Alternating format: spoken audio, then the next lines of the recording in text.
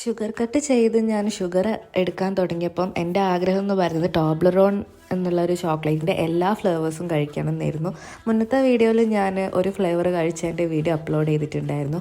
പിന്നെ ഇതിൽ ടോബ്ലറോണിൽ ഏറ്റവും നല്ല ഹൈപ്പുള്ള ഫ്ലേവർ എന്ന് പറയുന്നത് ഈ മിൽക്കിൻ്റെ വൈറ്റ് ചോക്ലേറ്റ് ഫ്ലേവറാണ്. ഇത് കഴിച്ചപ്പോൾ തന്നെ എനിക്ക് മനസ്സിലായി ഇതിനെന്താണ് ഇത്രമാത്രം ഹൈപ്പ് വരാനും എന്നുള്ളത്. എനിക്ക് എനിക്ക് എൻ്റെ എക്സ്പ്രഷനിലൂടെ നിങ്ങൾക്ക് മനസ്സിലാവുമെന്ന് ഞാൻ വിചാരിക്കുന്നുണ്ട്. ഞാനിപ്പോഴും ക്രേവ് ചെയ്യുകയാണെങ്കിൽ വൈറ്റ് ചോക്ലേറ്റിനായിരിക്കും ക്രേവ് ചെയ്യുന്നത്.